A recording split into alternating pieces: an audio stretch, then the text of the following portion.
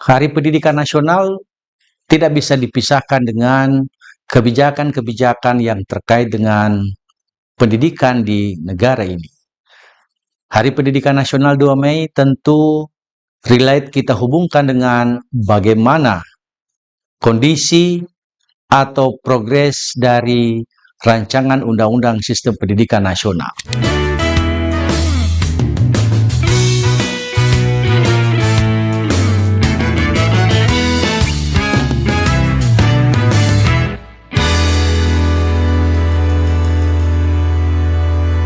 Assalamualaikum warahmatullahi wabarakatuh. Semangat pagi, salam perspektif. Kembali kita berjumpa di podcast Hasnawi Haris Perspektif. Podcast yang tentu tidak hadir untuk menyerang, tidak hadir untuk menghakimi apalagi menghujat. Kami hadir untuk memberikan perspektif, insight, dan mudah-mudahan ini bisa menjadi pertimbangan dalam memberikan solusi terhadap aneka problematika termasuk dalam dunia pendidikan. Sahabat perspektif, kita pada episode yang lalu sudah berbicara tentang asbab mengapa kemudian rancangan Undang-Undang Sistem Pendidikan Nasional harus segera disahkan. Kita sudah membahas 3 alasan utama, dan kali ini kita akan berbicara sisanya dari 7 yang sebelumnya saya sudah sampaikan. 7 alasan utama mengapa rancangan Undang-Undang Sistem Pendidikan Nasional harus disahkan atau asbab mengapa Undang-Undang Pendidikan Nasional harus direvisi atau diamandemen.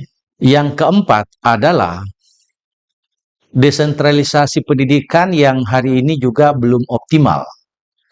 Kita bisa melihat bagaimana praktek otonomi daerah itu kelihatannya belum selaras dengan kondisi dari standar nasional pendidikan kita, terutama yang terkait dengan penjaminan mutu pendidikan. Kita bisa melihat bagaimana praktek desentralisasi pendidikan di negara kita itu belum merata. Mengapa? Karena masih ada disparitas bobot kualitas dari manajemen pendidikan yang ada di setiap daerah. Ini tentu menjadi sesuatu yang amat sangat urgen.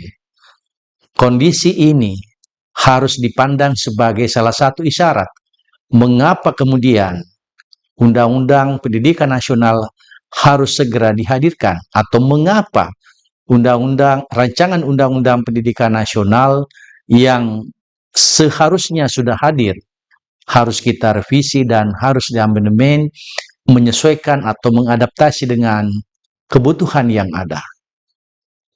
Kita tentu, sahabat perspektif, melihat bahwa beberapa waktu yang lalu salah satu hot issue yang sampai hari ini masih terdengar adalah bagaimana kemudian upaya pemerintah yang hari ini dalam konteks pengelolaan pendidikan masih modelnya desentralisasi ini tidak sedikit pihak, termasuk dari Kementerian Pendidikan Dasar Menengah, mendorong agar upaya untuk melakukan perubahan dari sistem desentralisasi pendidikan itu menuju sentralisasi pendidikan.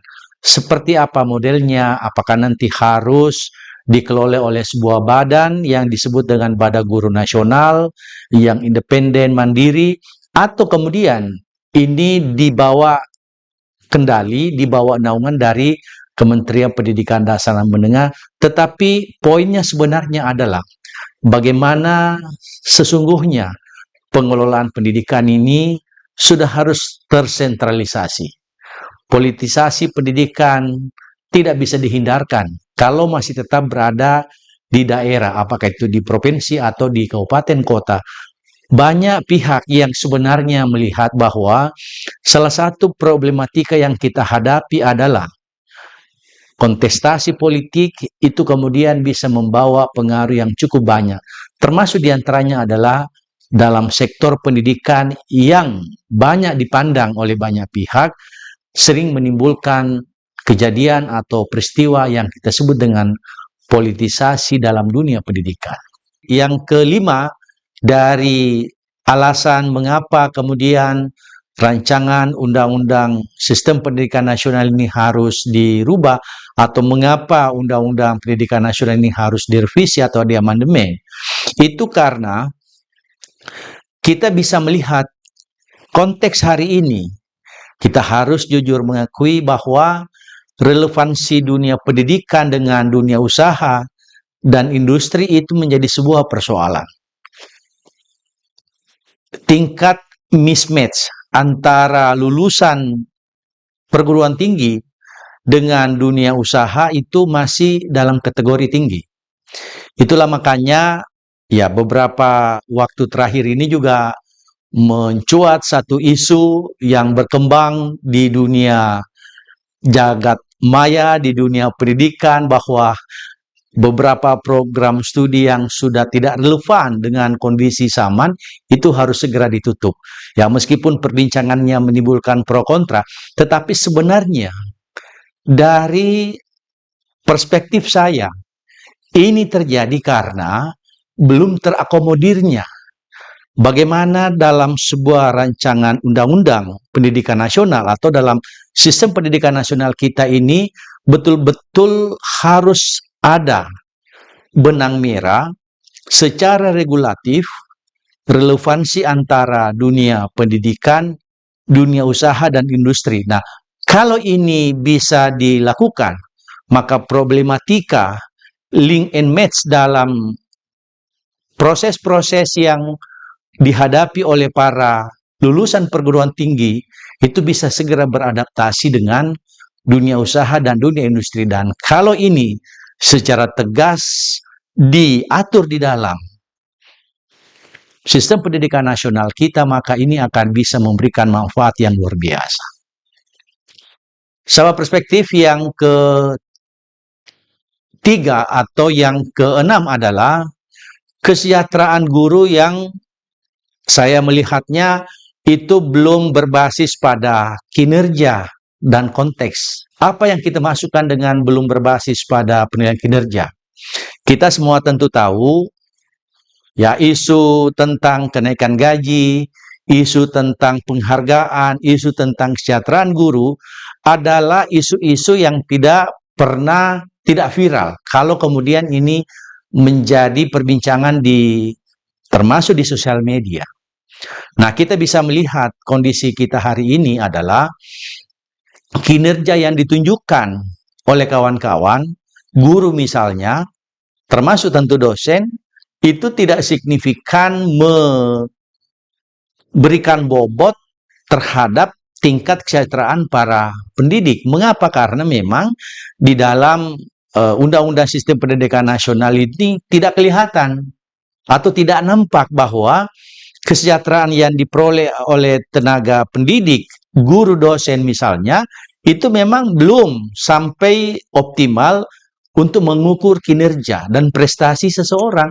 Sehingga yang terjadi adalah, mohon maaf kalau saya boleh menyebut, ya salah satu prestasi administrasi adalah, ya kalau mau mendapatkan tunjangan profesi, ya harus memenuhi angka 24 jam mengajar setiap minggu. Persoalan kualitas, persoalan bobot dari bagaimana teman-teman pendidik misalnya mengajar, termasuk tentu guru dan dosen, itu tidak relevan, tidak relate dengan tingkat kesejahteraan mereka. Nah, inilah yang menurut saya dalam Undang-Undang Pendidikan Nasional atau Sistem Pendidikan Nasional kita yang baru nanti, itu harus bisa kelihatan benang merahnya, sehingga tidak menjadi persoalan kemudian secara administratif orang memenuhi satu angka tertentu untuk mendapatkan tingkat kesejahteraan. Tetapi kemudian akan bertambah tingkat kesejahteraan itu ketika kita bisa melihat bagaimana rekam jejak, bagaimana komitmen, bagaimana prestasi seorang pendidik dalam melaksanakan tugasnya. Nah, ini tentu nanti akan berkaitan dengan konteks kesejahteraan para pendidik. Nah, kalau ini diatur di dalam Undang-Undang Sistem Pendidikan Nasional yang baru, maka tentu kita akan menjadikan ruang besar bagi pendidik, bagi guru, bagi dosen, untuk kemudian bisa menunjukkan siapa sesungguhnya dia, bagaimana top performance-nya mereka, sehingga kemudian ini bisa menginspirasi siswa, bisa menginspirasi mahasiswa, sehingga kemudian ini menjadi satu mata rantai dalam memotret bagaimana meningkatkan kualitas pendidikan kita yang ada. Sahabat perspektif, yang keempat atau yang ketujuh dari yang saya sebutkan, ada 7 alasan utama asbab mengapa Undang-Undang Sistem Pendidikan Nasional ini harus segera direvisi, harus segera diamandemen. Itu karena banyak sekali hari ini ada reposisi strategis, peran-peran yang ada dalam pelaku atau pelakon dunia pendidikan. Aturan baru, regulasi baru tentang kepala sekolah yang dari sisi persyaratan yang diatur dalam Permendikdasmen nomor 7 tahun 2025 di pasal 7 ayat 1 huruf A sampai J, lalu bagaimana mereka menjaga kualitasnya, itu diatur sedemikian rupa. Bahkan salah satu yang sangat fenomenal secara reformatif itu berubah adalah masa penugasan guru sebagai kepala sekolah yang dulunya bisa sampai 4 periode, bisa sampai 16 tahun, sekarang tinggal 2 periode, 8 tahun. Ini berarti bahwa peran yang diemban oleh kepala sekolah dengan aturan turunan yang hari ini ada, itu sudah berubah. Begitu pula tentang guru. Guru hari ini sengaja dirancang agar kemudian benar-benar di tingkat perguruan tinggi, di tingkat LPTK itu mereka sudah memiliki bekal modal besar. Program pendidikan profesi guru yang hari ini hampir selesai, pendidikan profesi guru dalam jabatan. Sekarang kita masuk pada konteks di mana pendidikan profesi guru prajabatan lagi digenjot. Bahkan saya dengar informasi terakhir program Kementerian Pendidikan Dasar Menengah untuk kemudian menyelesaikan pesan Undang-Undang Guru dan Dosen, Undang-Undang 14 tahun 2005, bahwa setiap guru itu harus memiliki kualifikasi akademik minimal S1, itu segera diluncurkan dan akan segera berakhir. Sehingga kemudian pada saatnya nanti, guru-guru yang bisa disebut guru profesional adalah guru-guru yang memang dari awal mereka mengikuti pendidikan prajabatan. Begitu pula pengawas. Pengawas ini juga sudah berubah peran. Dengan kondisi yang hari ini kita lihat bahwa pengawas tidak lagi relate secara secara linier dengan prestasi kepala sekolah, guru yang berprestasi. Kan ceritanya kalau guru yang berprestasi, idealnya itu menjadi kepala sekolah berprestasi. Nah, kepala sekolah yang berprestasi, jenjang karirnya itu diangkat menjadi pengawas atau pejabat struktural di dunia pendidikan. Hari ini sudah berubah. Nah, reposisi strategis peran ini menurut saya itu harus diakomodir dalam Undang-Undang Sistem Pendidikan Nasional.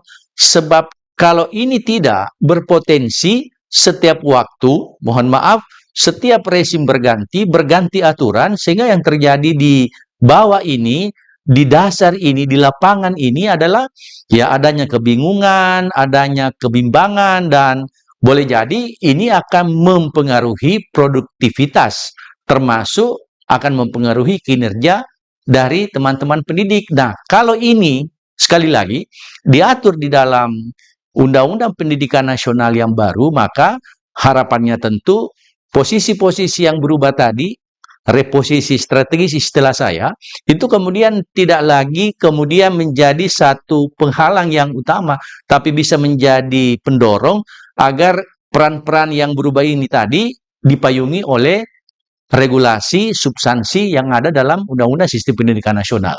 Sahabat perspektif, saya kira kalau ada yang bertanya apakah hanya 7 alasan yang kemudian bisa dijadikan dasar sehingga ketuk palu Undang-Undang Sistem Pendidikan Nasional, jawabannya tentu tidak.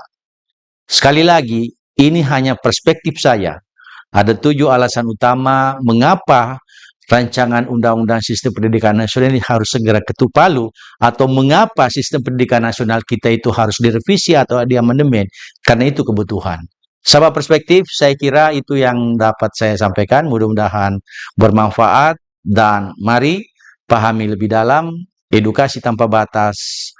Salam perspektif. Wassalamualaikum warahmatullahi wabarakatuh.